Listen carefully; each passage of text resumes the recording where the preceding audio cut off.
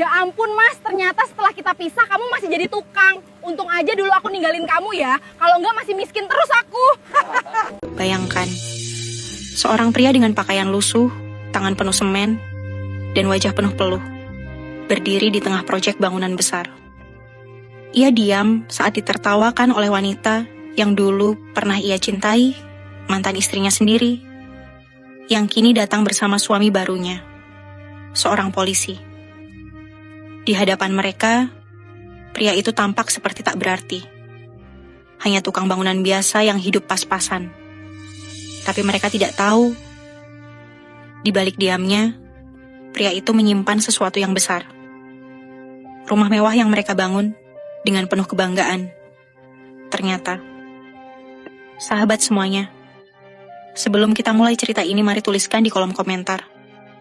Dari mana saja sahabat menonton cerita ini.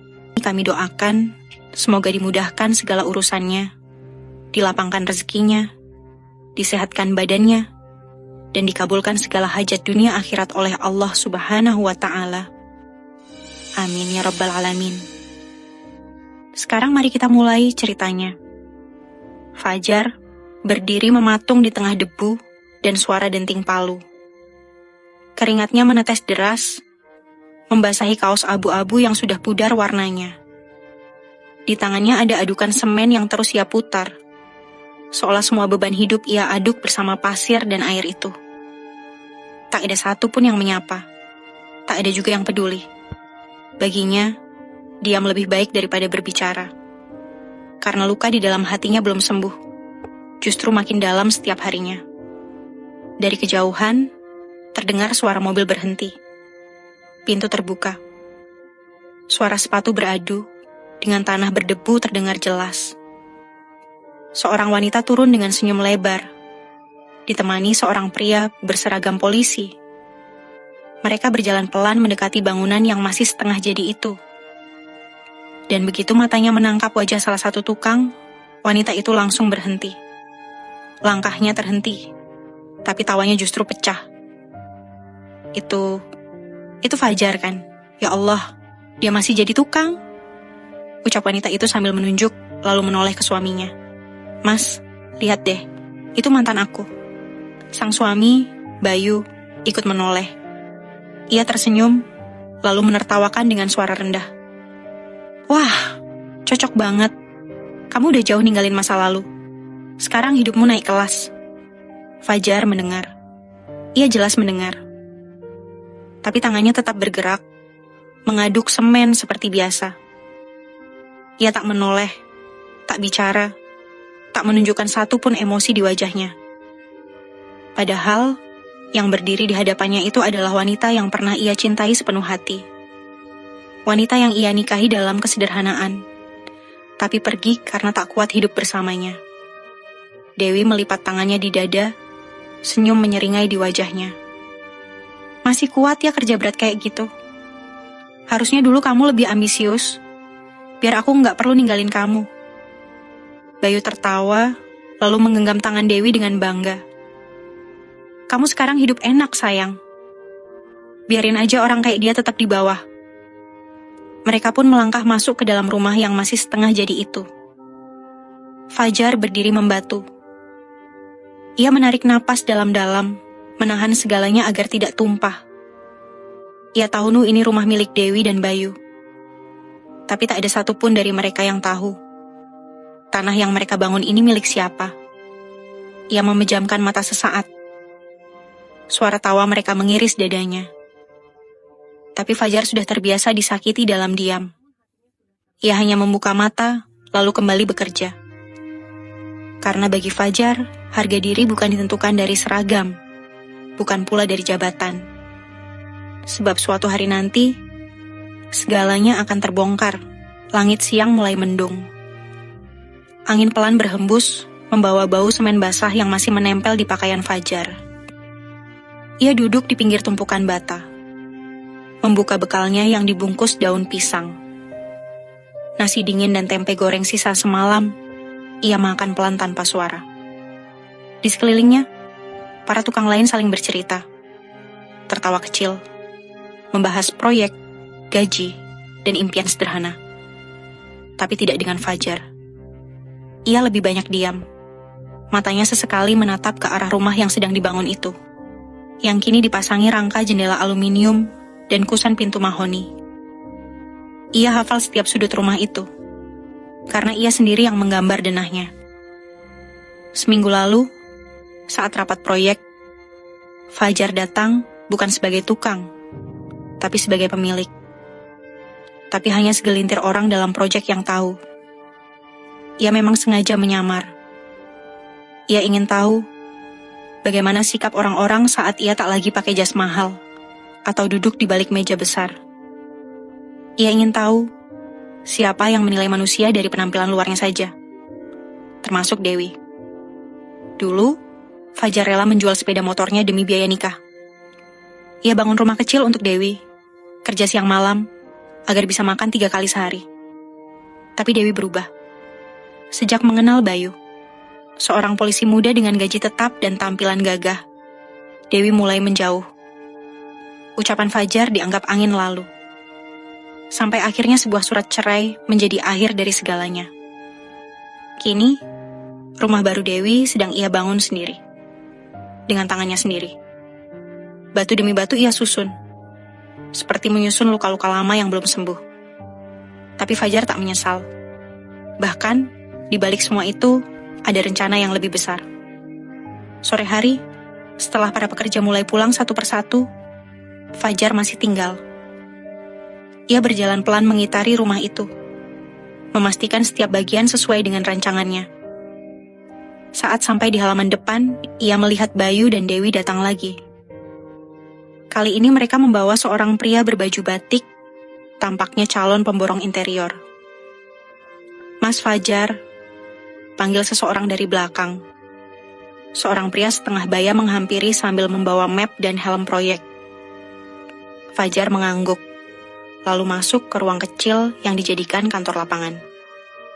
Di sana ia kembali berdiskusi soal struktur bangunan lantai 2 dan penambahan taman belakang. Di atas map biru itu, tertera jelas. Proyek milik PT FJ Properti Utama. Direktur utamanya, Muhammad Fajar. Pagi itu langit cerah. Burung-burung ramai berkicau di antara pepohonan di pinggir proyek.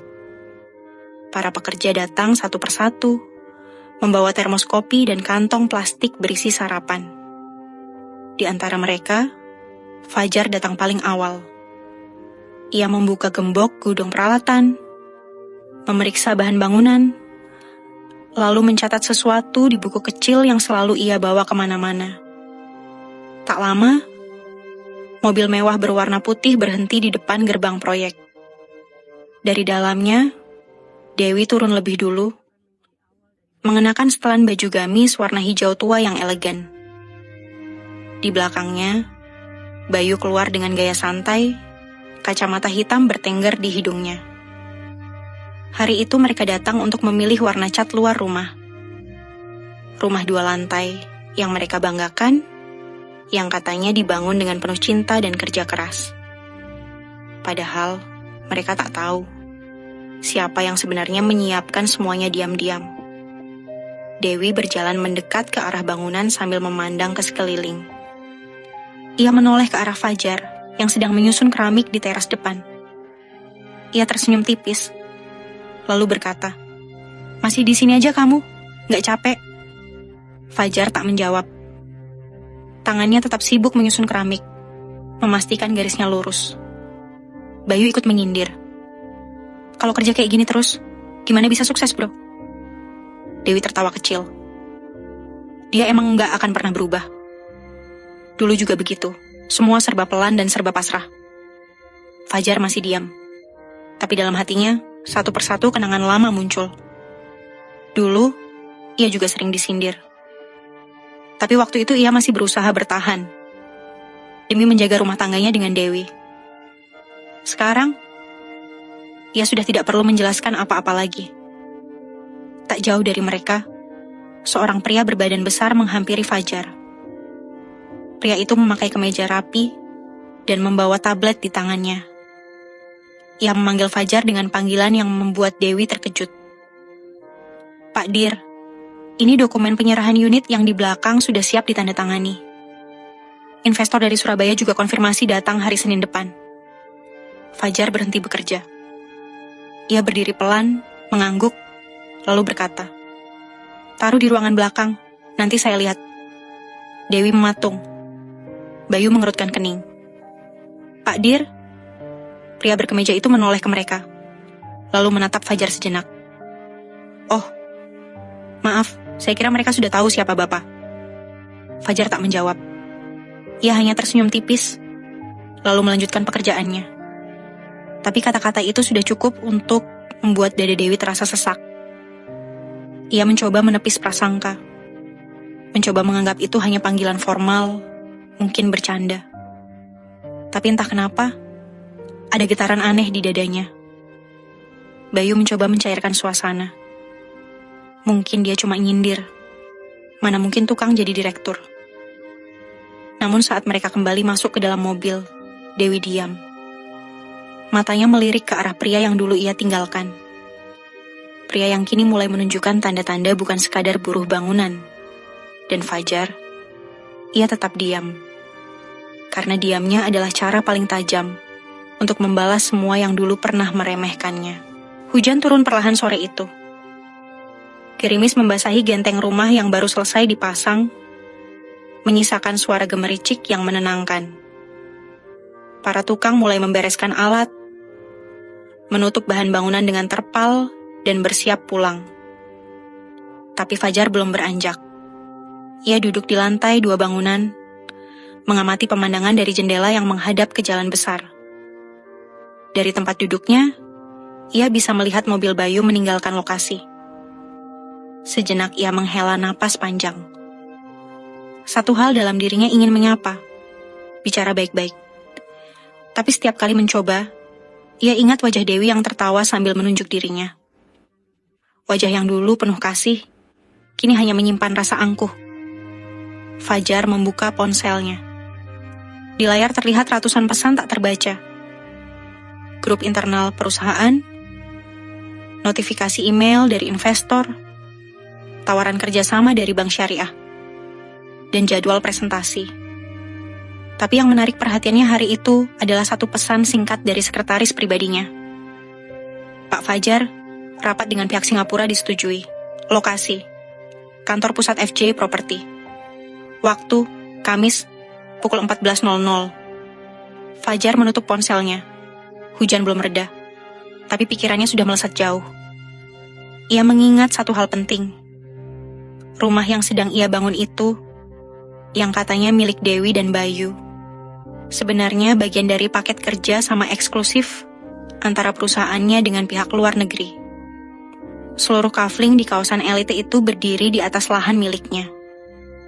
Dan satu-satunya alasan ia menyetujui proyek itu adalah karena ada nama Dewi di dalam daftar pembeli pertama. Ia ingin tahu, bukan karena cinta, tapi karena penasaran. Apakah Dewi benar-benar bahagia setelah meninggalkannya? Fajar bangkit, menuruni tangga proyek, lalu menuju kontainer kecil yang dijadikan ruang administrasi. Di dalamnya, beberapa berkas baru menumpuk. Ia membuka salah satunya. Dokumen legalitas tanah, surat jual beli, dan nota pemesanan bangunan atas nama Bayu Santosa dan Dewi Anggraeni. Ia tersenyum pahit. Akhirnya kamu kembali juga ke hidupku. Meski hanya sebagai pembeli. Tak lama kemudian, pengawas proyek masuk ke ruangan. "Pak Fajar, tadi Pak Bayu sempat tanya soal penundaan pemasangan pagar. Katanya dia mau diskon tambahan." Fajar menoleh. "Tunda saja seminggu, saya yang urus langsung." Pengawas mengangguk dan keluar. Fajar berdiri di depan jendela kontainer. Hujan mulai reda, menyisakan tanah basah dan aroma semen yang kuat. Langit sore terlihat murung. Dan dalam hati Fajar, terselip rencana yang belum selesai. Bukan untuk membalas, tapi untuk menyelesaikan cerita yang pernah ia mulai. Cerita yang dulu ditinggal tanpa penutup. Kini akan ia tutup dengan caranya sendiri. 1 minggu berlalu sejak kejadian sore itu. proyek pembangunan berjalan cepat. Dinding sudah selesai diplester, lantai mulai dikeramik, dan bagian pagar depan sudah dicor rapi. Rumah 2 lantai itu hampir rampung. Tinggal menunggu penyempurnaan interior dan pengecatan akhir. Tapi tak ada yang tahu bahwa justru di balik tembok kokoh itu, rahasia besar sedang dipoles pelan-pelan. Seperti rencana yang tak terlihat.